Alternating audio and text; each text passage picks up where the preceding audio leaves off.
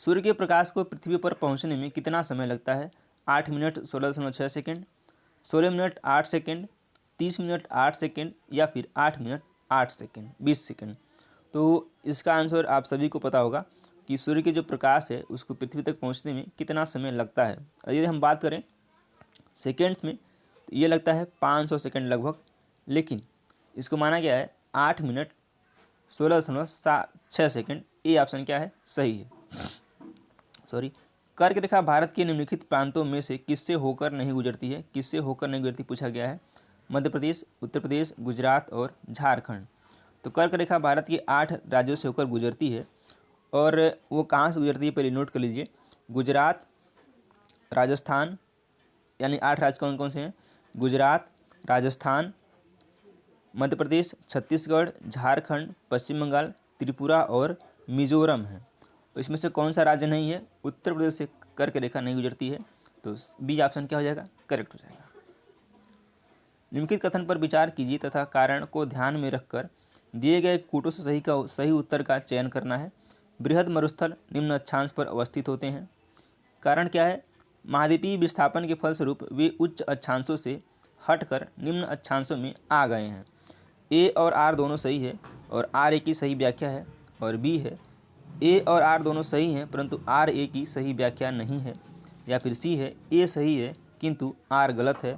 और डी है ए गलत है किंतु आर सही है। तो इसका जो करेक्ट आंसर हो जाएगा वो क्या हो जाएगा? ए और आर दोनों सही हैं लेकिन आर ए की सही व्याख्या नहीं है। बी ऑप्शन क्या है? करेक्ट है। अगला क्वेश्चन लेते हैं। किसी नदी के खड़े पार्श्व वाली गहरी व संकीर्ण घाटी को क्या कहते हैं? कगार, कटक, भृगु या फिर महाखड्ड। तो सातवें का क्या हो जाएगा? इसे बोलते हैं महाखड्ड, महाखंड। डी ऑप्शन क्या हो जाएगा? बिल्कुल सही हो जाएगा। और यदि आपने अभी तक चैनल को सब्सक्राइब नहीं किया है तो सब्सक्राइब कर लीजिए, और जिससे कि आपको सबसे पहले नोटिफिकेशन मिल पाए। भूकंप की प्रबलता मापी जाती है एनीमोमीटर द्वारा, वर्नियर मापनी द्वारा, प्लेनीमीटर द्वारा या फिर रिक्टर स्केल के द्वारा। तो भूकंप की जो तीव्रता है या फिर उसकी प्रबलता है वह मापी जाती है रिक्टर स्केल के द्वारा। डी ऑप्शन क्या है? करेक्ट है। विक्षेप बल यानी कोरियालिस फोर्स उत्पन्न होता है वायुदाब के अंतर से, पृथ्वी के परिभ्रमण से, तापमान के अंतर से या फिर उच्चावची विषमता से। तो इस किससे उत्पन्न होता है? यह उत्पन्न होता है पृथ्वी के परिभ्रमण से। ऑप्शन नंबर बी सही है। निम्नलिखित में से कौन सा कथन असत्य है? असत्य है पूछा गया है। परत अपरदन में गहरी नालियाँ बनती हैं। चीका मिट्टी में कण बहुत महीन होते हैं। काली मिट्टी को रूसी भाषा में चरनोजम कहा जाता है। या फिर डी ज्वालामुखी क्रिया से बनने वाली मिट्टी ज्वालामुखी मिट्टी कहलाती है। तो 10वें का जो करेक्ट आंसर हो जाएगा ए, परत अपरदन में गहरी नालियाँ नहीं बनती हैं। ऑप्शन नंबर ए करेक्ट हो जाएगा। यानी कि परत अपरदन में गहरी नालियाँ बनती हैं, ये गलत है, नहीं बनती हैं। मिट्टी के आवरण का विनाश मृदा अपरदन क्या कहलाता है? वही कहलाता है। यानी कि जो उसके आवरण है, उसकी जो परत है, ये मिट्टी है, उसकी जो परत का जो विनाश होता है वही होता है मिट्टी का आवरण। ये 2 प्रकार का होता है, परत अपरदन तथा अवनलिका अपरदन। और भारत में मृदा अपरदन मरुस्थलीय के विस्तार, मानसूनी वर्षा और समुद्री लहरों द्वारा होता है। इन्हीं कारणों से होता है मृदा का अपरदन। परत अपरदन समतल भूमि पर मूसलाधार वर्षा का कारण होता है, न कि गहरी नालियाँ। तो ये ऑप्शन क्या है? सही है। सामान्य दशाओं के अंतर्गत निम्नलिखित में से कौन सा एक नदी क्रिया द्वारा उत्पन्न लक्षणों का सही क्रमिक विकास है? जलप्रपात, विसर्प रोधिकाएँ। तो इसका जो सही क्रम है वह क्या है? वह है जलप्रपात, नदी वेदिकाएँ, जलप्रपात, नदी वेदिकाएँ, विसर्प रोधिकाएँ और गोखूर झीलें। सी ऑप्शन क्या है? करेक्ट हो जाएगा। इसको याद रखिएगा, इंपॉर्टेंट है, पूछा जा सकता है। निम्नलिखित में से कौन सी सुस्पष्ट आकृतियाँ हिमनदी स्थलाकृतियों पर पाई जाती हैं? ड्रमलिन, यारडंग, लटकती घाटी या फिर बालू तट। तो 12वें का जो करेक्ट आंसर हो जाएगा वो हो जाएगा 1 और 3, ड्रमलिन और लटकती घाटी। सी ऑप्शन सही है। पद, भेड़, पीठ शैल या रास मुटोने निम्नलिखित में से किस एक से संबंध है? वायु प्रक्रिया, नदी प्रक्रिया, हिमनदी प्रक्रिया या फिर अपक्षय प्रक्रिया। यह क्या है? हिमनदी प्रक्रिया है। सी ऑप्शन क्या है? सही है। अगला क्वेश्चन लेते हैं। सूची को एक तरफ दिया स्थल रूप और दूसरी तरफ दिया उसकी प्रक्रिया। प्राकृतिक तटबंध, वातोड़, एस्कर, कास्ट, पोलजे नदी, बरखान हिमनदी। तो कौन सा कैसे मैच करेगा? जो प्राकृत तटबंध है वो कैसी है? वो नदी आकृति है, प्रक्रिया है। एस्कर क्या है? यह जो है हिमनदी प्रक्रिया है। पोलजे क्या है? यह कास्ट प्रक्रिया है, पोलजे कास्ट प्रक्रिया है। और बरखान क्या है? वह तोड़ प्रक्रिया है। ए का 3, बी का 4, ए का 3, बी का 4 ऑप्शन नंबर सी में दिया गया है और सी ही क्या है? इसका करेक्ट आंसर है। अगला क्वेश्चन लेते हैं। सहारा में प्रवाहित होने वाली गर्म शुष्क पवन क्या कहलाती है? फान, चिनूक, मिस्ट्रल या फिर सिराको। तो यह क्या कहलाती है? यह कहलाती है sirocco. Option number D will be right. वायुमंडलीय संरचना में निम्नलिखित में से किस गैस का सर्वाधिक भाग है? ऑक्सीजन, नाइट्रोजन, आर्गन या फिर हीलियम। तो 16वें का जो करेक्ट आंसर होगा B for boy, option number B correct हो जाएगा।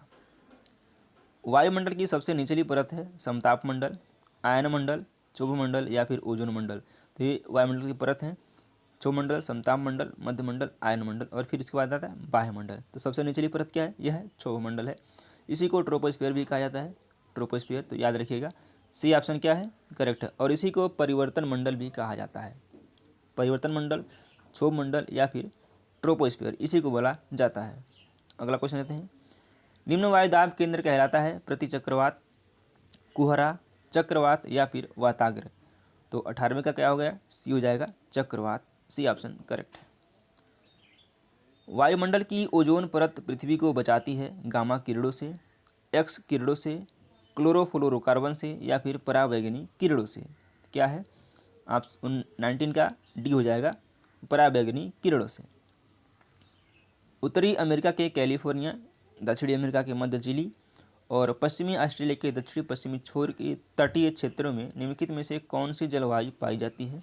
उष्णकटिबंधीय सवाना, भूमध्य सागरीय, आर्द्र महासागरीय या फिर निम्न अक्षांश स्टेप। तो 20वें का जो आंसर हो जाएगा वो हो जाएगा बी, ऑप्शन नंबर बी सही है। अगला क्वेश्चन लेते हैं और उम्मीद करते हैं कि आपको यह मज़ा आ रहा होगा। संयुक्त राज्य अमेरिका और कनाडा में रॉकी पर्वत श्रेणी के पूर्वी ढाल के साथ चलने वाली शुष्क स्थानीय पवन है फान, चिनूक, सिराको या फिर बोरा। यह क्या है? यह है चिनूक, ऑप्शन नंबर बी सही है। अगला क्वेश्चन लेते हैं। निश्चित सीमा व निश्चित दिशा में तीव्र गति से बहने वाली जलराशि को कहते हैं प्रवाह, धारा, विशाल धारा या प्रवाह या फिर डी है जेट स्ट्रीम। तो 22 का क्या हो जाएगा? हो जाएगा बी, इसको धारा बोला जाता है और बी ऑप्शन क्या है? सही है। सर्वाधिक लवणता पाई जाती है लाल सागर में, मृत सागर में, अरब सागर में या फिर काला सागर में। तो जो सर्वाधिक लवणता है वह पाई जाती है मृत सागर में। क्या है? बी ऑप्शन क्या है? करेक्ट है। प्रमुख मत्स्य क्षेत्र ग्रैंड बैंक स्थित है दक्षिणी अटलांटिक महासागर में, दक्षिणी प्रशांत महासागर में, उत्तरी अटलांटिक महासागर में या फिर उत्तरी प्रशांत महासागर में। तो यह कहाँ है? यह है उत्तरी अटलांटिक महासागर में, ऑप्शन नंबर सी करेक्ट है। अगला क्वेश्चन लेते हैं।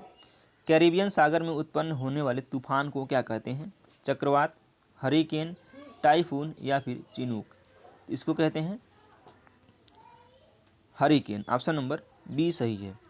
गल्फ पृथ्वी की सतह पर मौसम परिवर्तन के लिए उत्तरदायी कारकों की पहचान कीजिए। पृथ्वी का घूर्णन, पृथ्वी का परिक्रमण, पृथ्वी का अपनी धुरी पर झुकाव या फिर सूर्य का घूर्णन। 1 और 3, 2 और 3, 1 और 2 या फिर 1, 2 और 4। इसमें से क्या हो जाएगा? 2 और 3 करेक्ट हो जाएगा, यानी कि बी वाला ऑप्शन सही है। पृथ्वी का परिक्रमण और पृथ्वी का अपनी धुरी पर झुकाव, 2 और 3 वाला ऑप्शन करें सही है। आगे क्वेश्चन लेते हैं। सूची दो इसमें डालना है। एक तरफ दिया गया है उद्योग और दूसरी तरफ दिया गया उत्पादन का केंद्र। सीमेंट एक उद्योग है और इसका जो उत्पादन केंद्र है यह कहाँ पर है? यह द्वारका में है। एल्युमिनियम उत्पादन केंद्र कहाँ पर है? यह कोरबा में है। और लौह इस्पात उत्पादन केंद्र कहाँ पर है? ये भद्रावती में है। और वस्त्र उत्पादन केंद्र यहाँ पे फगवाड़ा में है।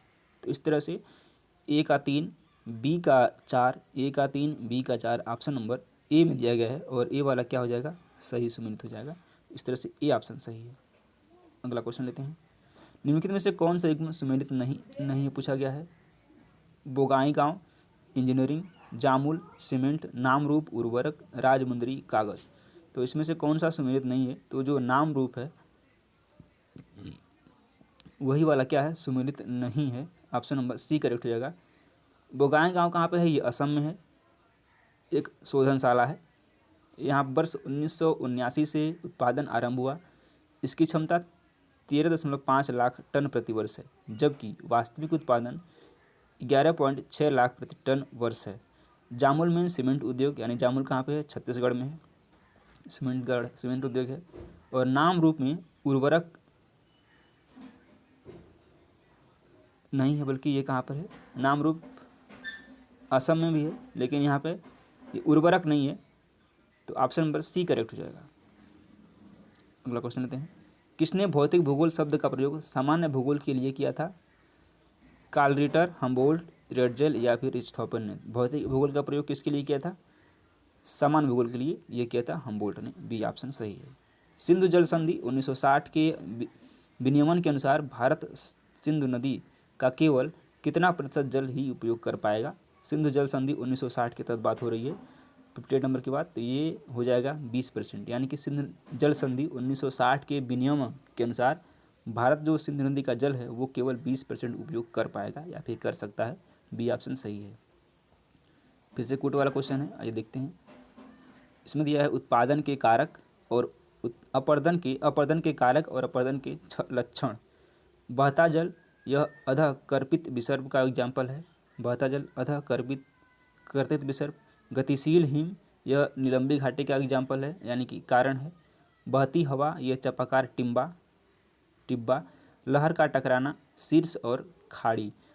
इस तरह से हो जाएगा आपका ए का ए बी सी और डी ले लीजिए। तो ए का हो जाएगा 2, बी का हो जाएगा 1, सी का हो जाएगा 4 और डी का हो जाएगा 3। तो इस तरह से ए का 2, बी का 1, सी का 4 और डी का 3, इस तरह से इसका मैच है। आइए अगला क्वेश्चन लेते हैं। इसमें बी वाला ऑप्शन सही था। अगला क्वेश्चन लेते हैं। निम्नलिखित में से किस वैज्ञानिक ने वर्ष 1687 में ज्वार भाटा तथा चांद और सूर्य के ज्वार भाटा पैदा करने वाले बल की पहली बार तार्किक व्यवस्था प्रस्तुत की थी? John Dalton, Gregor Mendel, Isaac Newton या फिर अल्बर्ट आइंस्टीन ने यह किया था? आइजक न्यूटन ने। सी विल बी राइट। अगला क्वेश्चन। उष्णकटिबंधीय मरुस्थल का विस्तार किन अक्षांशों के बीच पाया जाता है? 15 से 30 डिग्री दक्षिणी, 15 दक्षिणी से 30 डिग्री दक्षिणी, ए व बी दोनों या फिर इनमें से कोई नहीं। तो कितना पाया जाता है? ए व बी दोनों पाया जाता है। ऑप्शन नंबर सी करेक्ट है। लास्ट क्वेश्चन आज के सेशन का। स्थल मंडलीय पट्टिकाओं के रचनात्मक उपांत को निम्नलिखित में से किसके द्वारा अभिव्यक्त किया जाता है? यूराल पर्वत, मेरियाना खाई, सिंधु गंगा मैदान या फिर मध्य अटलांटिक कटक। बात करते हैं, देखिएगा मध्य अटलांटिक कटक। डी ऑप्शन करेक्ट है। तो सेशन को यहीं तक समाप्त करते हैं और उम्मीद करते हैं सेशन आपको पसंद आएगा। सेशन पसंद है वीडियो को लाइक कर लीजिए और चैनल को अभी तक आपने सब्सक्राइब नहीं किया तो सब्सक्राइब करिए। धन्यवाद।